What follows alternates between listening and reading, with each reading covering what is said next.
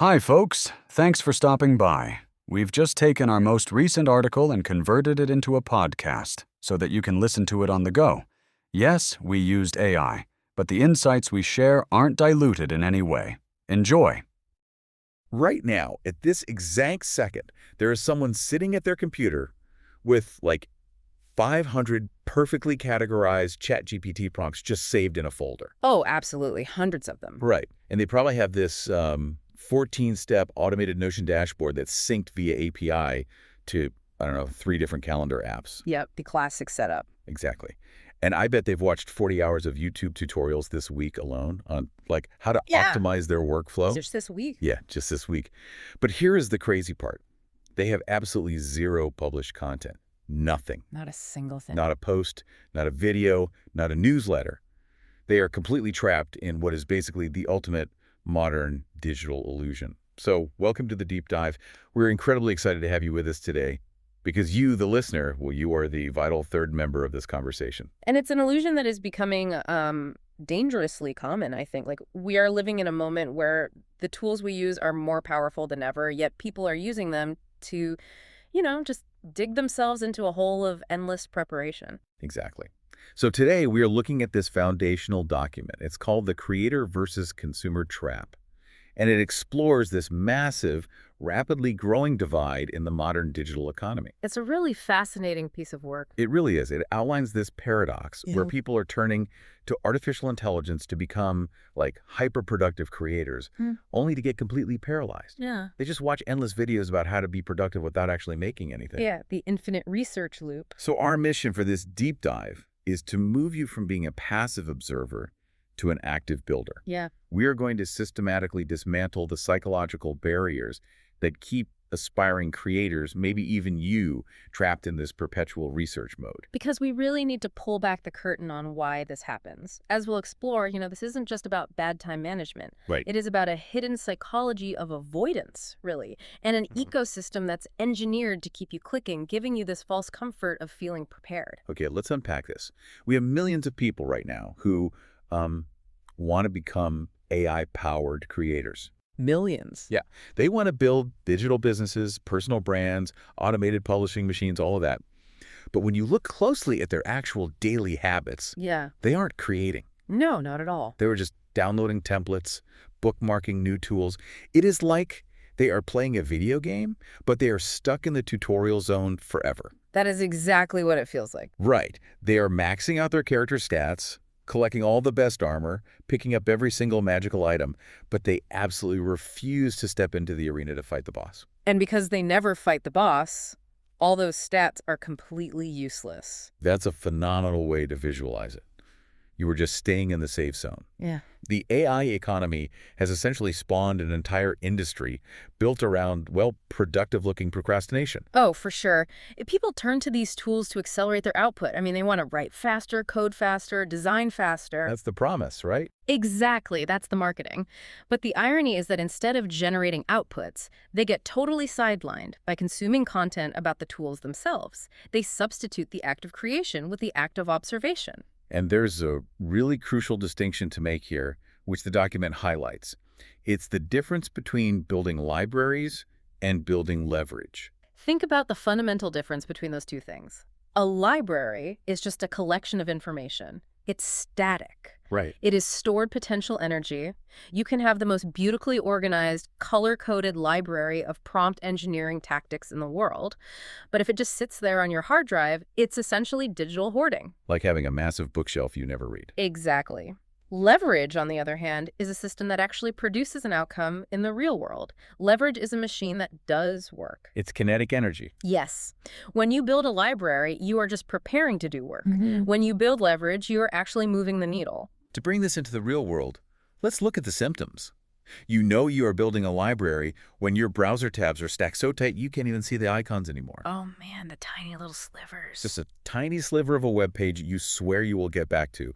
Or you have a watch later playlist bloated with 300 videos titled "The Only ChatGPT Prompt You Will Ever Need." And there's a new one of those every day. Every single day. It is exactly like buying new gym equipment every single week. Yeah. You buy the kettlebells, the resistance bands, those high-tech moisture-wicking shirts. Right, you get all geared up. The equipment itself becomes the hobby, but you never actually lift a weight.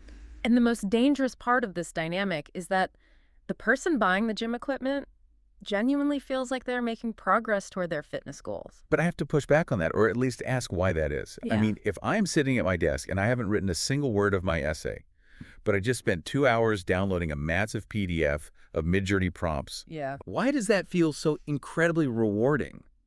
If no actual work is being produced, why does my brain give me the same dopamine hit as if I just published a masterpiece? Well, because your brain is notoriously bad at distinguishing between preparing for a task and actually completing the task. Wait, really? Yeah, especially when that preparation involves acquiring novel information. When you discover a new tool or you save a complex new framework, your brain registers a hit of dopamine related to discovery. so it feels like a win. Exactly. You feel smarter. You feel more equipped to handle future challenges. The trap feels justified because you are technically learning. That makes so much sense. But the feeling of reward isn't actually about productivity at all. If we look at the underlying mechanics here, the reward is about emotional safety. Emotional safety. That is a huge pivot. We usually talk about this stuff in terms of needing a better calendar or like a strict Pomodoro timer. Right. Productivity hacks. Yeah. How is saving a bunch of AI workflow tutorials a mechanism for emotional safety? What exactly are we protecting ourselves from? We are protecting ourselves from reality. We are protecting ourselves from judgment, from vulnerability, and from the very real possibility that our early work simply isn't going to be very good. Oh, wow. Think about it. Consuming is a completely private act. You can sit in your room, watch 50 hours of tutorials, and nobody ever has to know. True. Your self-image as a future successful creator remains completely intact. It is pristine, it is unchallenged. But the moment you publish something, that is deeply vulnerable. Because the moment you hit publish, the work enters the real world and you lose control of the narrative. Exactly. When work enters the real world, reality enters the room. People can judge it, they can disagree with it, they can point out a flaw in your logic. Or they just ignore it. Right, and that is often what people fear the most. They can completely ignore it. As long as you stay in the private student phase, you never have to face the stark, immediate, often humbling feedback of the market. What's fascinating here is how perfectionism totally thrives in these AI spaces, but it wears disguise. A very clever disguise. It disguises itself as optimization. People convince themselves they aren't hiding, they just aren't ready yet. They tell themselves, I just need a better niche, or I need clear branding. I need better prompts. Right, I need to master this specific API integration before I launch my newsletter. They use the staggering complexity of the tools as a shield to hide behind. It is the perfect hiding spot because it sounds so professional. I mean, the more tutorials you consume, the more prepared you feel. Knowledge collection literally becomes an emotional security blanket. An emotional security blanket. I love that phrasing. You tell yourself that you are doing vital research, building foundational systems. But the harsh truth we have to confront is that most of the time people are not building operational systems, they are building avoidance systems. Avoidance systems. That is a heavy concept. You are basically saying that the elaborate Notion dashboard with 50 interconnected databases that someone spent 3 weeks building that isn't actually a tool to help them write. Usually, no. It is a fortress they built to hide from the blank page. Precisely. If we are completely honest, the dashboard was never about efficiency. It was about delaying the terrifying moment where you have to stare at a blinking cursor and generate an original thought. Yeah, that cursor is intimidating. There are rapidly diminishing returns to preparation. Very early on, additional information stops increasing your capability and starts actively delaying your action. So if we look at how this impacts someone's professional self-image, as long as you remain a spectator, you are full of infinite potential. You are Schrodinger's creator. Exactly. You are the genius who is just biding their time. But the minute you step onto the field and actually try to execute, you are a beginner. You are clumsy. Your first few outputs are probably going to be rough. Right. Moving from the false comfort of privately collecting prompts to the messy reality of public output requires you to sacrifice that perfect theoretical self-image. And that is the core psychological conflict every creator faces. Are you willing to trade the comfort of being a flawless student for the messy, uncomfortable reality of being an actual creator? It's a tough trade for a lot of people. It really is, because the feedback loop of the real world is the only mechanism that actually builds skill. Private learning feels incredibly safe, but it does not compound. So what does this all mean? Are people sitting down at the computers every morning consciously thinking to themselves, I am going to build an avoidance system today so I don't have to face my fear of failure? No, no. Because it doesn't feel malicious. It feels like genuine effort. It rarely is conscious. Yeah. That is what makes the trap so insidious. People genuinely believe they are putting in the work. But here is a critical piece of the puzzle that we need to acknowledge. It is not entirely their fault. Okay, how so? Yes, human psychology naturally leans toward avoiding vulnerability.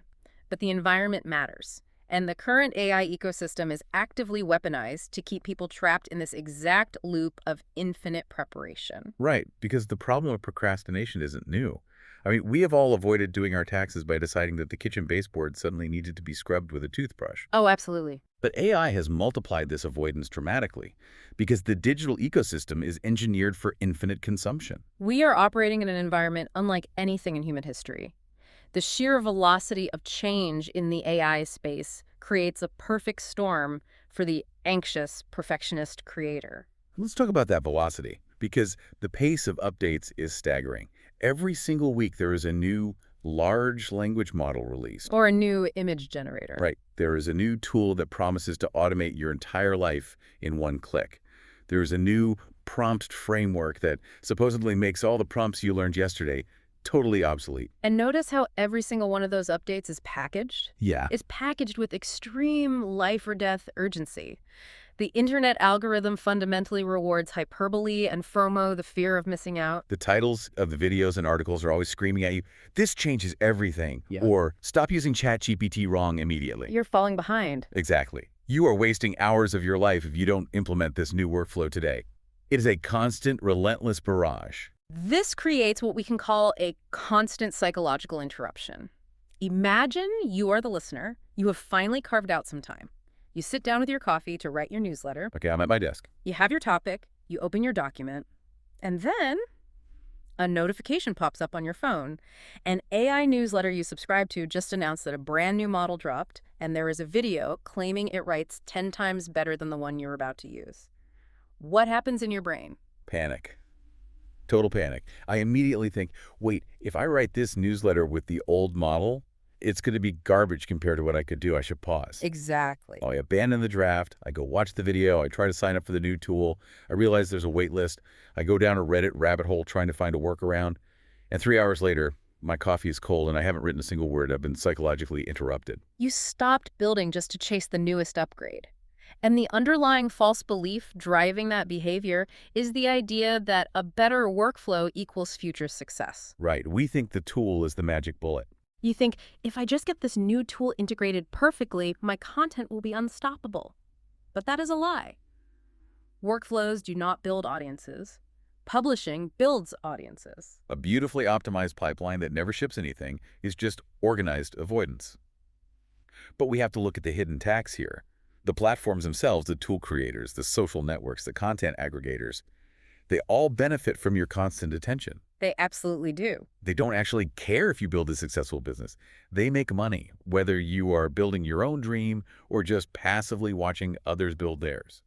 Spectatorship is highly rewarded by the algorithm. The longer you watch, the more they win. But I need to play devil's advocate for a second. If I am listening to this, I'm thinking, hold on, isn't staying updated essential? This field is moving at lightning speed.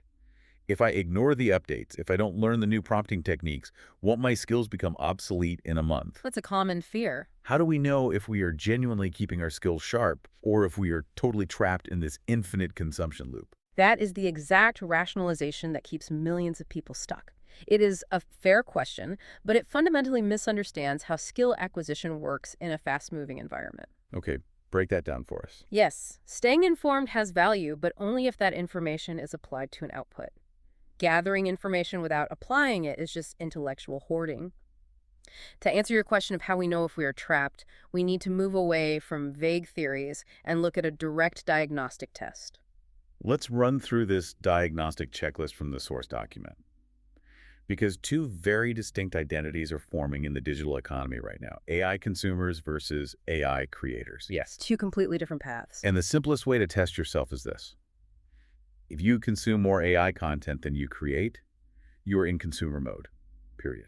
It is a harsh reality check, but it cuts through all the sophisticated rationalizations we make about doing research and preparation. Look at your output ratio. Let's debate the specific symptoms on this checklist, point by point, because I think this is where the mirror really gets held up to the listener. The first comparison. A consumer collects prompts. A creator uses prompts. This is the difference between hoarding and deploying. Collecting prompts is purely a cataloging exercise. Right. You see a massive thread online offering 100 prompts for elite copywriting. You bookmark it, your brain gives you that dopamine rush, making you feel as though you have just downloaded the ability to write perfect copy directly into your brain. But I haven't done anything. You have done nothing. The creator, on the other hand, sees that same list, takes exactly one single prompt from it, plugs it into a model, generates a draft, edits it, and hits publish. Wow. The consumer has a library of 100 unused tools. The creator has one tool that just produced a tangible asset. Okay, next symptom. A consumer watches workflows. A creator builds workflows. But wait, is I don't know how to connect two apps together. Don't I have to watch someone else do it first? What is the danger here? The danger is friction avoidance. Watching someone else's screen share as they seamlessly connect an automation tool like Zapier to a database like Airtable is highly entertaining. It really is. It looks so clean. It is essentially productivity porn. You get to witness the immense satisfaction of a flawless system without doing any of the frustrating troubleshooting. You feel productive just by watching it. But I haven't built anything. But actually building a workflow requires you to encounter the friction. It requires you to fail, to see error messages, to realize the API key is broken, and to spend an hour fixing it. Right. The consumer watches to avoid the friction. The creator embraces the friction because they know the working system on the other side is the actual prize. Here's a big one. Yeah. Consumers chase tools. Creators ship content. Tool chasing is the ultimate manifestation of the avoidance trap. It is the deeply held belief that the primary barrier to your success is the software, not your own lack of consistency. Oh, that stings. Let's be brutally honest. If you cannot write a compelling essay in a plain text document, buying a $30 a month subscription to a hyper-advanced AI-powered markdown editor is not going to solve your problem. No, it won't. It is just going to give you a more expensive place to stare at a blank screen. Creators focus on the output regardless of how rudimentary the tools are. They ship. Next on the checklist, consumers optimize endlessly. Creators iterate publicly. But I know a lot of listeners are thinking, isn't optimization just quality control? If I put out garbage, won't that ruin my brand before I even start? That assumes you know exactly what your audience wants before you've ever interacted with them.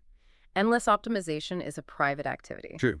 You can tweak the formatting of your blog, adjust the hex codes of your logo, and refine your brand voice document for 6 months. You are working, but you are completely safe from feedback. You're just guessing. You are optimizing in a vacuum, which is basically just guessing. Public iteration means you publish a version that is maybe only 70% perfect, and then you let the market, actual human beings, tell you what works and what doesn't. You improve based on real data, not on theoretical perfection. Which leads right into the next point.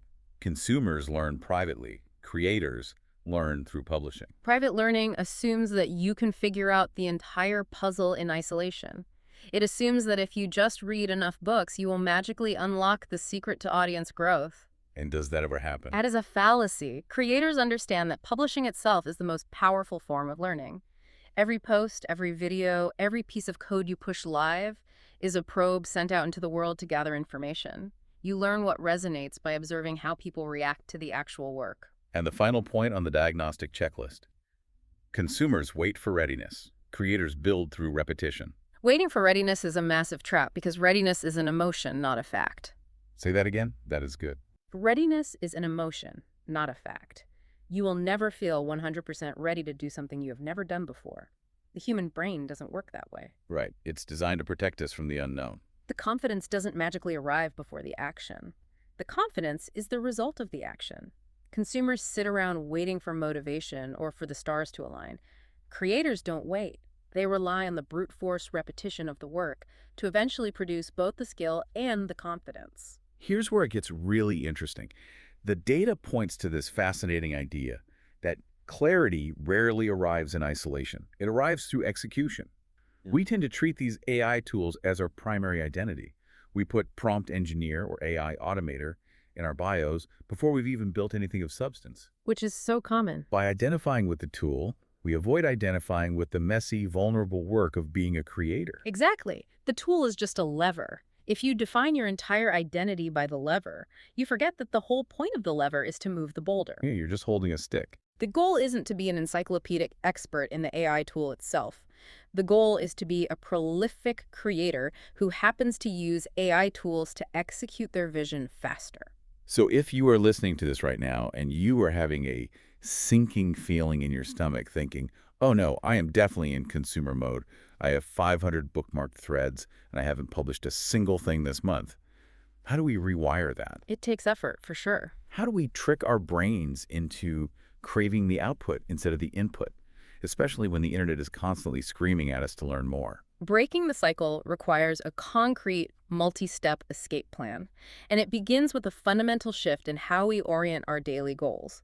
It is not about stopping your learning completely, that would be foolish, but it is about changing the hierarchy. Learning must support your output, it cannot replace it. So if the core issue is that our brains are treating research as the finish line, let's talk about the first step to rewiring that. We need to shift from input goals to output goals. We touched on this slightly, but we need to explore the mechanics of it. Let's do it. An input goal is something like learn AI, master prompting, or understand automation workflows.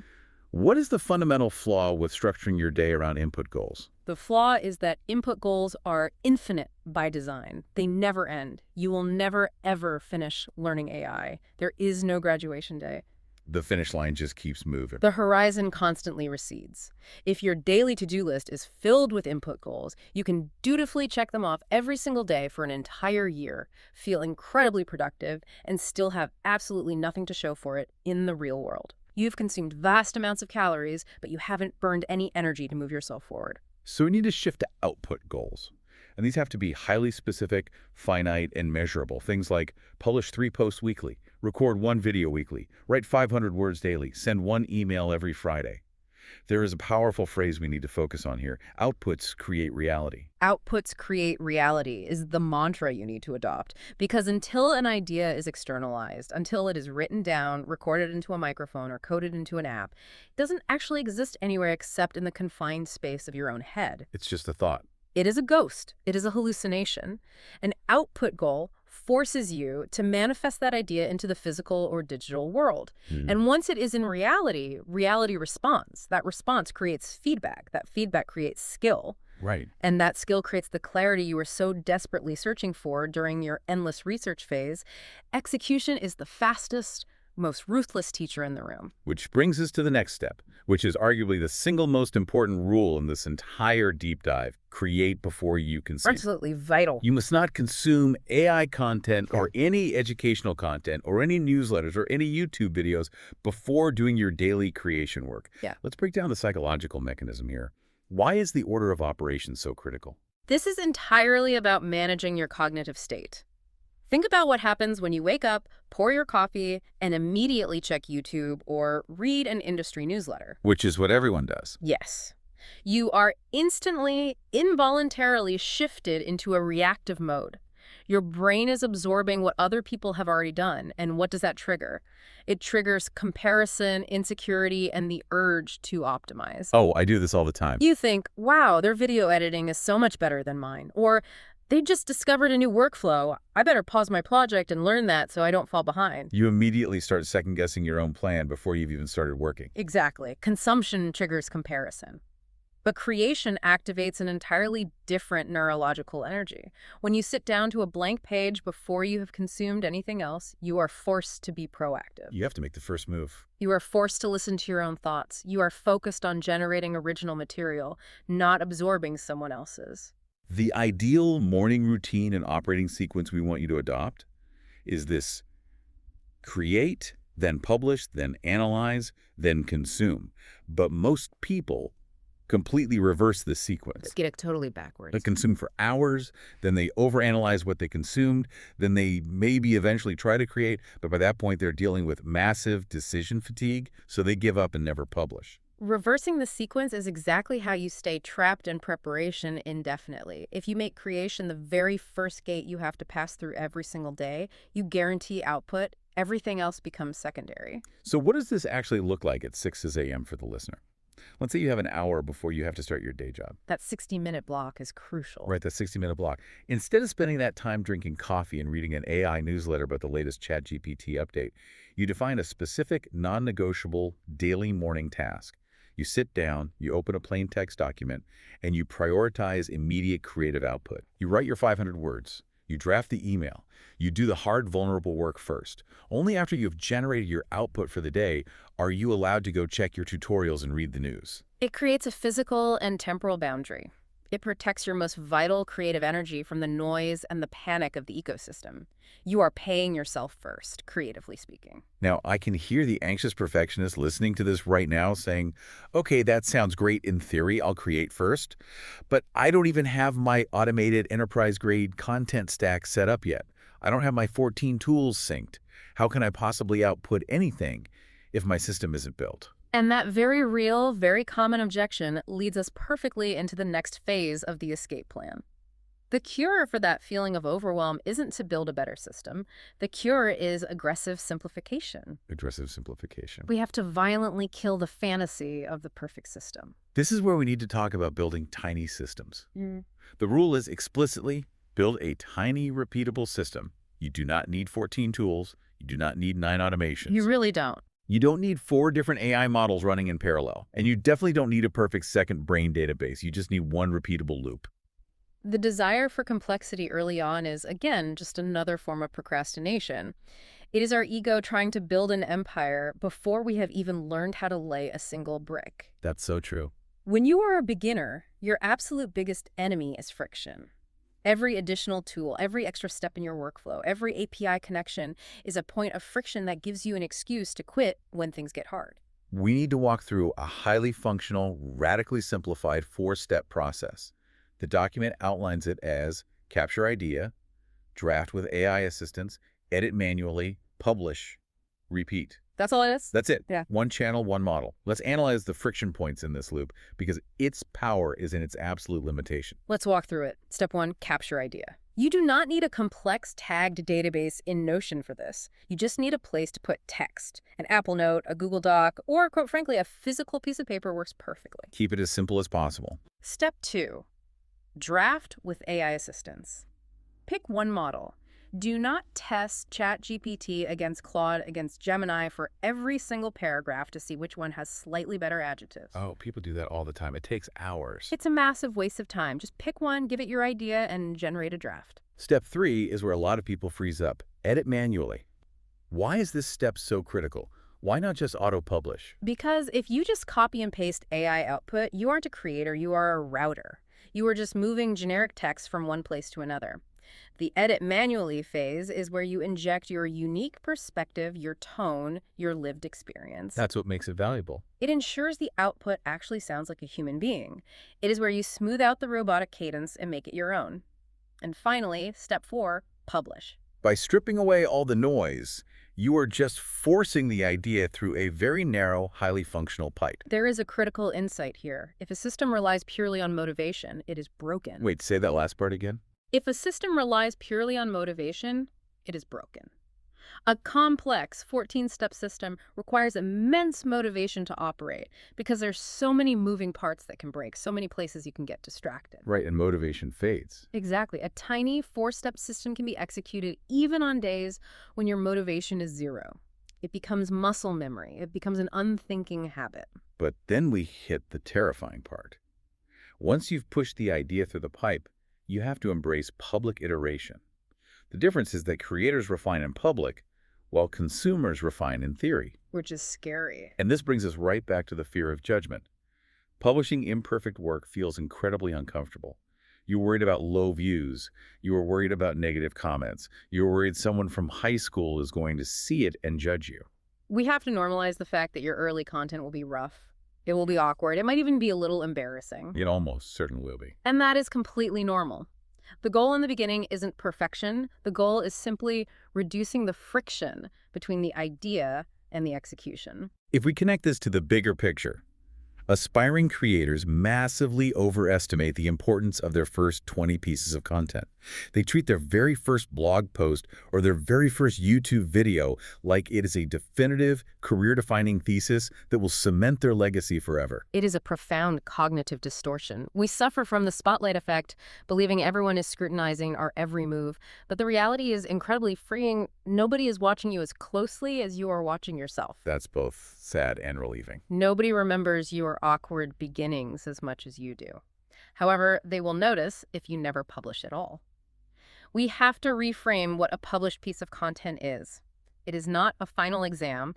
It is just a sensor you are throwing out into the market to see what bounces back. It is data. It's exactly like a musician who refuses to play a simple scale out loud until they are fully capable of playing a flawless Mozart symphony. It's an absurd expectation. You have to hear the wrong notes in order to adjust your fingering. You have to play badly to learn how to play well. That is a perfect analogy. You cannot bypass the stage of being a beginner.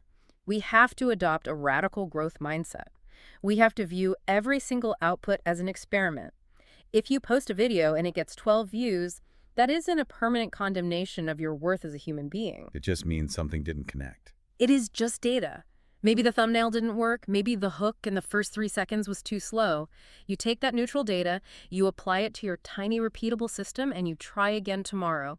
You replace the paralyzing fear of low views with the mechanical focus on consistent improvement. And you learn to handle negative feedback not as a personal attack, but as actionable learning data. Public iteration is the only engine that generates long-term creative confidence. You have to do it in public. You have to stop relying on the false, warm comfort of feeling prepared and start relying on your proven ability to generate, publish, and adapt in real time. That's the only way to build real leverage. Okay, so we've shifted our goals. We are creating in our 60-minute blocks before we consume. We have violently simplified our workflow down to 4 tiny steps, and we are committing to publishing our messy, early work. Sounds like a solid plan. But the internet is still there. The algorithm is still churning. The FOMO is still trying to feed us game-changing updates. How do we keep the consumption monster at bay once we've finally started building? That requires structural boundaries. You cannot rely on willpower to resist the infinite feed of the internet. Willpower depletes. You need strict, non-negotiable rules. Let's talk about those boundaries, because without them, AI content will expand like a gas to fill whatever vacuum of time you give it.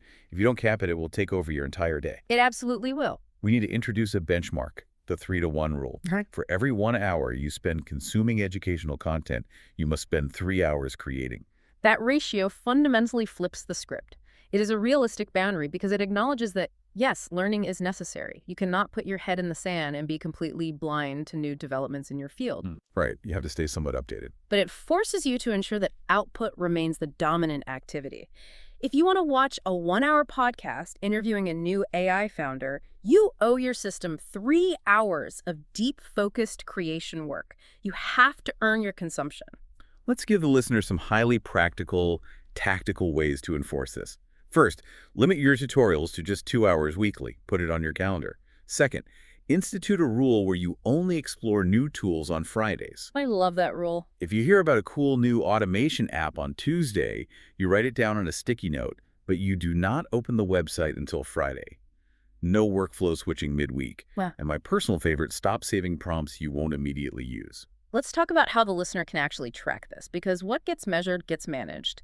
You need a tracking method, and it shouldn't be another complex app. No more apps. Take a physical piece of paper on your desk and draw a line down the middle. Label one column creation time and the other consumption time. Every time you sit down to work, log your hours. Be brutally honest. And what happens at the end of the week? At the end of the week, look at the ratio. If you spent 10 hours researching workflows and 2 hours writing, you have a clear, undeniable mathematical metric showing that you are stuck in the trap. It keeps you honest. And another essential habit to build is a weekly review process for your digital workspace. Every Sunday, go into your bookmarks, go into your saved folders, identify all those unused prompts, the 50 PDFs you downloaded, the tutorials that are just sitting there gathering digital dust. And what do you do with them? Delete them, purge them. Enforce a lean, action-oriented workspace. If you haven't used it in a week, you probably never will. Get it out of your sight so it stops taking up cognitive load and making you feel guilty. Purging that library is an incredibly powerful psychological act. When you delete that folder of 500 prompts, you are sending a signal to your brain. You are saying, I am no longer a collector, I am an executor. This all builds to the most profound realization we need to discuss today. It is a concept we can call the new AI divide. This is the big takeaway. We used to think the future divide in the economy would be simple. There would be people who know how to use AI and people who don't. But that is not the real split anymore. The real divide is becoming people who create with AI versus people who endlessly study AI creators. This is the crux of everything we have been discussing. We need to zoom out and look at the historical shift we are living through.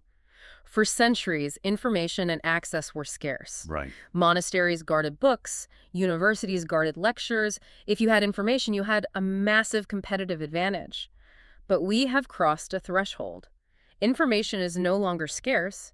It is hyperabundant to the point of being paralyzing. It's everywhere. Everyone has the exact same tools. Yeah. Everyone has access to the exact same YouTube tutorials. Everyone has access to the exact same massive prompt libraries. The playing field of access has been completely leveled. Access stopped being the advantage. Exactly. When everyone has access to everything, simply having information is no longer a competitive edge. Applied execution is the only remaining advantage. The winners in this new era will not be the smartest people, they won't be the earliest adopters, and they certainly won't be the people with the most perfectly curated Notion databases. The winners will be the consistent publishers, the fast iterators, the practical executors, the people who are willing to look foolish and refine their ideas publicly. We have to let this reality sink in. In the AI era, execution is becoming rarer than information. While millions of people are paralyzed by choice, terrified of making a mistake, and trapped in their carefully organized libraries trying to find the perfect workflow. Someone else is just doing it. Exactly. A person who is just hammering out a decent piece of content every single day using a basic tool is lapping them. The teenager with a basic text app who is willing to hit post is moving faster than the executive with a massive theoretical tech stack who is afraid of feedback. This raises an incredibly important question for all of us. What happens to the value of knowing things in a world where everyone has infinite access? If I can ask an AI to instantly generate a comprehensive overview of any topic, my personal ability to hoard that knowledge is pretty much worthless, right? Basically, yes. The value shifts entirely to what I can do with that knowledge.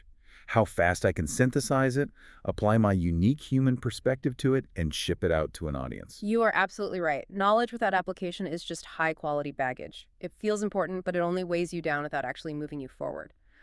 But there is a massive opportunity hiding in plain sight here. What's the opportunity? The vast majority of your competition, the other aspiring creators, are still trapped in the preparation phase. They are distracted by the endless stream of updates. They are paralyzed by perfectionism. So if you can just break out of that If you can simply put on blinders, establish your tiny system, enforce your 3-to-1 ratio, and execute consistently, you will leapfrog over thousands of people who are objectively smarter or more informed than you, but who are simply terrified of the publish button. Okay, let's bring this all together. We've covered a massive amount of ground today on this journey from passive spectator to active builder. We started by recognizing the illusion of progress, how building vast digital libraries of tools and prompts tricks our brain into feeling productive while actually keeping us in a state of organized avoidance. We dug deep into the hidden psychology behind that avoidance, realizing that the endless research isn't a time management issue, but a psychological shield to protect us from the vulnerability of public judgment. We explored how the modern algorithm is engineered to interrupt our focus, keep us in a state of reactive panic, and reward endless consumption. We ran through the diagnostic test, debating the critical differences between the habits of consumers and creators, and then we laid out the escape plan, rewiring your brain by shifting from infinite input goals to specific output goals. Guarding your cognitive state by creating your daily content before you allow yourself to consume any tutorials in that specific 60-minute block. Which is so important. Violently simplifying your massive theoretical workflows down to a tiny, robust 4-step loop. Capture, draft, edit, publish. And finally, embracing the messy, uncomfortable reality of public iteration, tracking your creation to consumption ratio, and recognizing the profound shift of our era that when information is infinite, execution is the only true scarcity left. Which brings us to the call to action for you, the listener. If you take only one thing away from this deep dive, let it be this. You do not need another tutorial today. You do not need another prompt pack. You do not need to watch another ultimate guide video. You really don't. You need reps. You need to close the 20 browser tabs you have open right now. Open a blank document, write something, and press publish today. The internet does not reward hidden preparation. It rewards visible execution. Stop polishing the armor in the tutorial zone and step into the arena. Before we sign off, there was one final, somewhat provocative thought I want to leave you to mull over. It builds on what we just discussed about the shifting value of knowledge. If we are truly entering an era where having the most information might actually be a disadvantage because it paralyzes your execution, how much of your current expertise is actually just high-quality baggage? That's a great question. How many of the complex systems you are so proud of are actually anchors holding you back? Are you finally ready to trade the perfect, comfortable illusion of being a student for the messy, vulnerable, but highly rewarding reality of being a creator? It is a profound trade-off to consider, because the untouched tools sitting on your hard drive will always look perfect, but they only fulfill their purpose when they are put to work in the messy reality of the real world. Thank you so much for joining us on this deep dive. Now, before you click on another piece of content, before you check your email, go build something. We will see you next time. Thanks for listening. We create new episodes every week and post on Thursdays. Consider subscribing and clicking the notification bell so that you're alerted when the next podcast goes live. See you next week.